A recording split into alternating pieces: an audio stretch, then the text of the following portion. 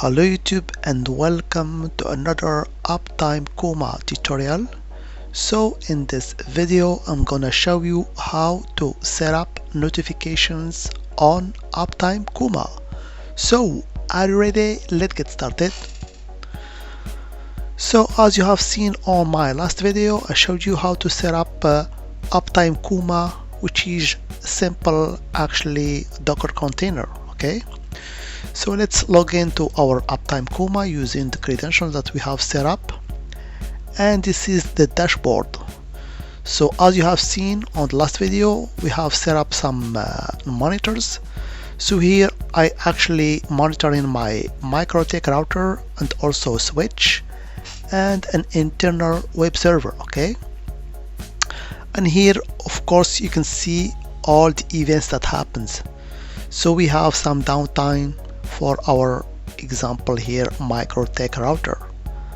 So in order to set up a monitor, it was pretty easy. So for example, if I go to this open test, which is our internal web server, if I click on it and if I edit it, you can see the setup that we have actually done.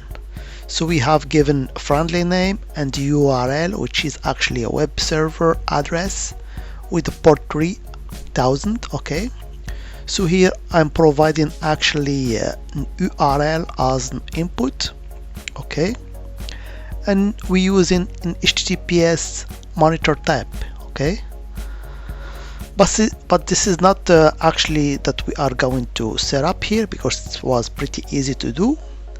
We are going actually to set up notifications. Okay, so in order to actually set up notifications is always pretty easy.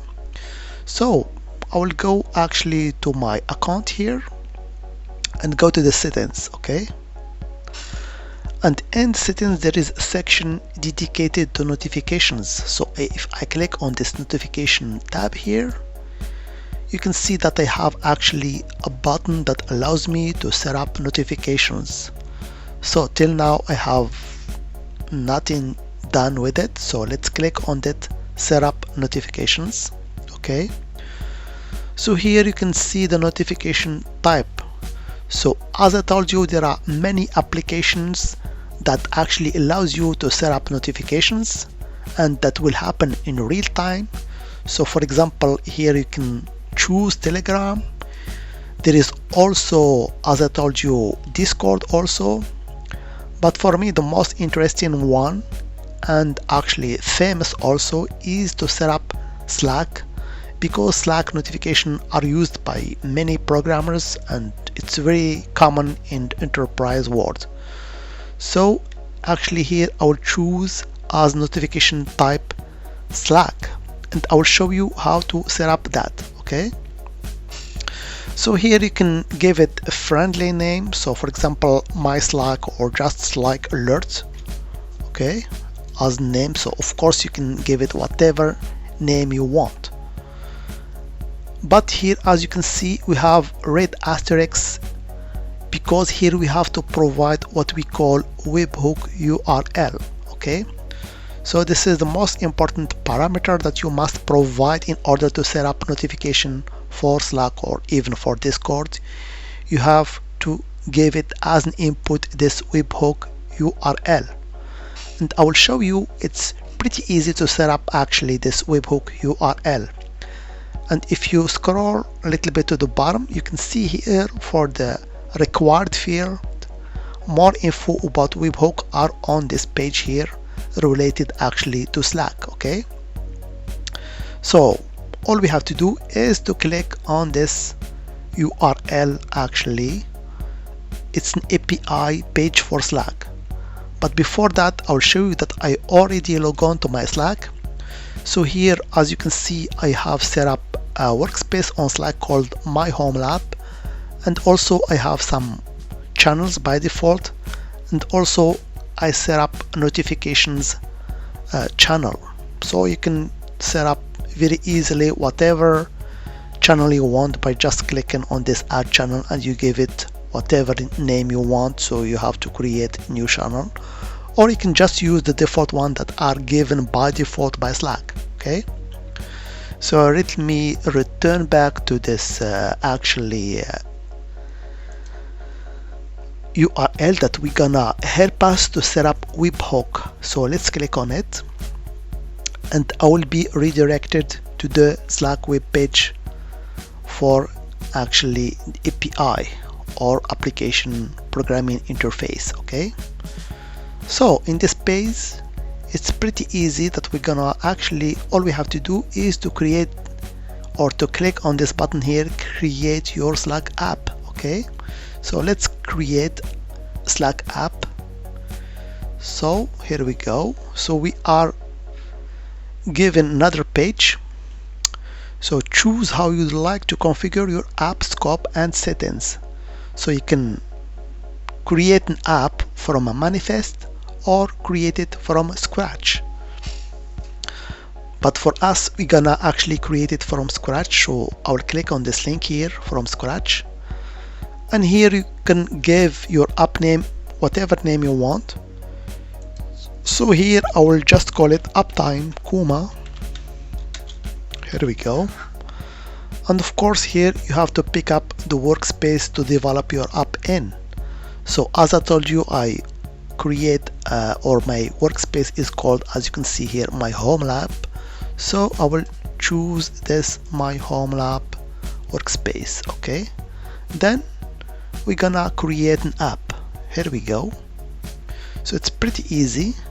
So now we are redirected to another page where we are presented by some basic info. Okay,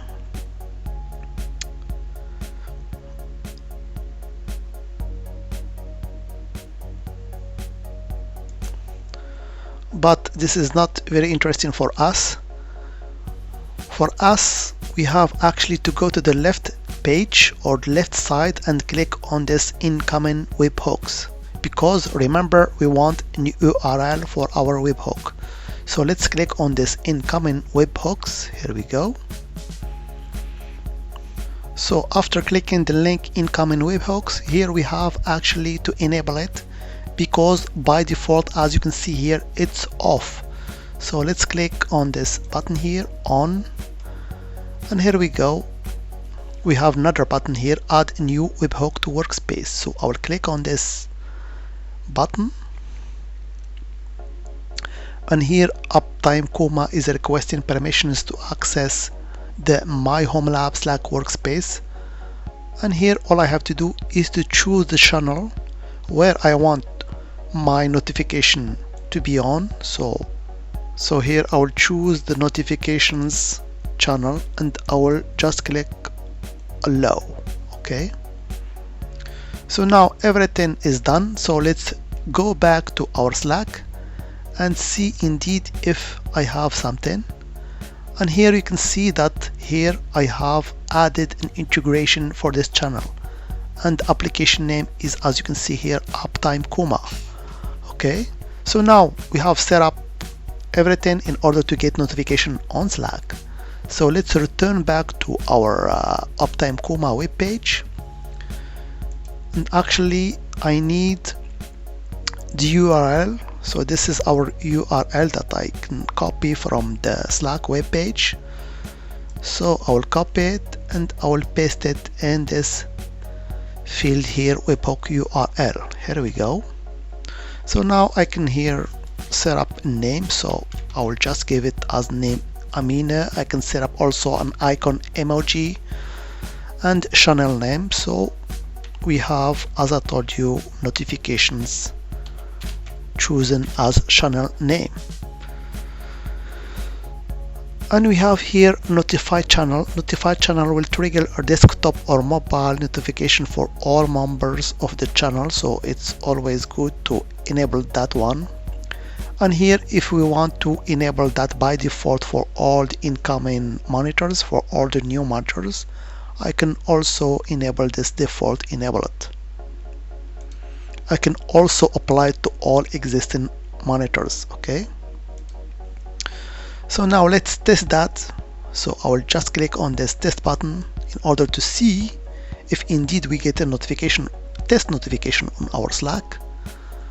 And if I go to Slack, here we go, you can see that I have received in real time Slack alert testing message, okay, on my Slack, okay.